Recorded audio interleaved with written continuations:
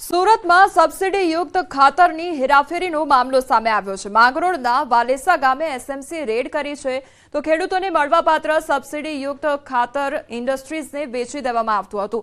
1200 થી વધુ ખાતરની બેગો ઝડપાઈ છે તો સરકાર દ્વારા સબસિડીવાળું યુરિયા ખાતર ખેડૂતોને આપવામાં આવે છે, જે યુરિયા ખાતર બરોબર સગેવગે કરવામાં આવી રહ્યું હતું। તો વાલેસા ગામના રોહિતવાસમાં એક ઘરની અંદર બેગો મૂકવામાં આવી હતી। સ્ટેટ મોનિટરિંગ સેલે એક જયેશ રોહિત નામના શખ્સની ધરપકડ કરી છે। ગૌચર જમીનનો બારોબાર વહીવટ થઈ ગયો હોવાનો ભાજપ નેતાએ ઘટસ્ફોટ કર્યો છે। આખજ ગામ નજીક આવેલી ગૌચર જમીનનો બારોબાર વહીવટ થઈ ગયો અને ભાજપના નેતા દિનેશ સુથારે આક્ષેપ કર્યો છે। જેલુજી ચાવડા નામના ખેડૂતે ગૌચર જમીનમાંથી 4 વીઘા જમીન પોતાના નામે દર્શાવી વેચી મારી હોવાનો આક્ષેપ કરવામાં આવ્યો છે। રીસર્વેની અરજી કરી જમીન માપણીમાં સરકારી તંત્ર સાથે ગોઠવણી કર્યાનો પણ આક્ષેપ થયો છે તો ભાજપ નેતાએ જ આ મામલે વિરોધ નોંધાવતા મામલો ચર્ચાસ્પદ બન્યો હતો। આખો ઘટનાક્રમ જોઈએ તો આની અંદર મેળાપીપણું હોય એવું લાગે છે। વેચાણ આપનાર વેચાણ લેનારનું એમને દસ્તાવેજ કરાવીને 10 મહિના તો મૂકી રાખ્યો છે।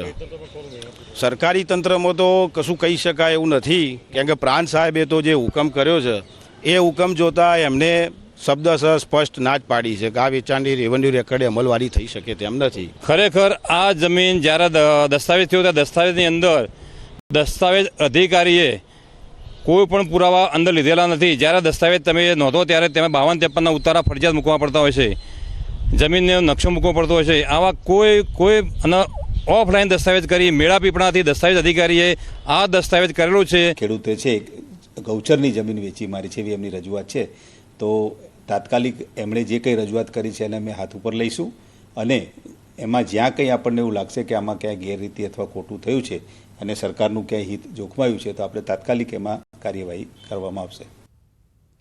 ભાજપના નેતા ગોરધન ઝડફિયાના કોંગ્રેસ પર આકરા પ્રહાર કરવામાં આવ્યા છે। નેશનલ હેરાલ્ડ કેસ મામલે કોંગ્રેસ પર આરોપ લગાવતા કહ્યું છે કે 76% શેર કોંગ્રેસ નેતાઓ પાસે હતા, બાકીના 24% શેર અન્ય લોકો પાસે હતા। તો 2012થી નેશનલ હેરાલ્ડ કેસ શરૂઆત થઈ હતી।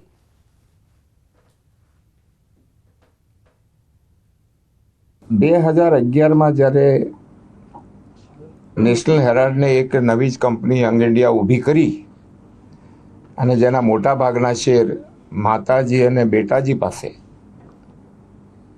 અબાઉટ 76